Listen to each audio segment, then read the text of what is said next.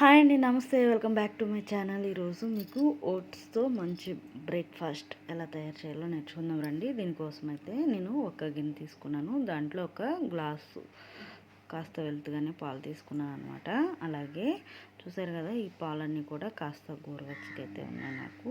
అలాగే నేను తీసుకున్న ఓట్స్ కూడా మీకు చూపిస్తున్నాను చూడండి. మీరు ఏవైనా సరే తీసుకోవచ్చు ఓట్స్.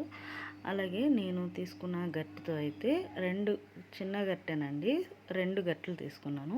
అదే మీకైతే స్పూన్తో అయితే 4 స్పూన్ల వరకు అయితే లెక్క వస్తుంది. అలాగే ఇందులో నేనైతే యాపిల్స్ అయితే వేస్తున్నాను. చిన్న చిన్న ముక్కలుగా కట్ చేసుకొని యాపిల్ ముక్కలు అయితే వేసుకున్నాను. అలాగే దానిమ్మ గింజలు కూడా వేస్తున్నాను చూడండి.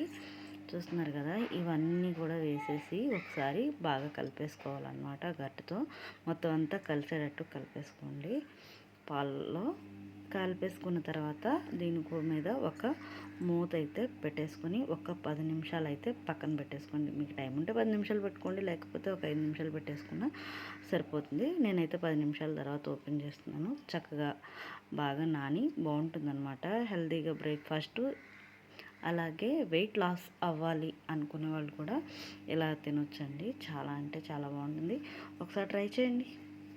మీకు ఎలా కుదిరిందో చెప్పండి. మన ఛానల్ ఎవరు ఫాలో అవ్వకపోతే ప్లీజ్ సబ్స్క్రైబ్ చేయండి. Thank you.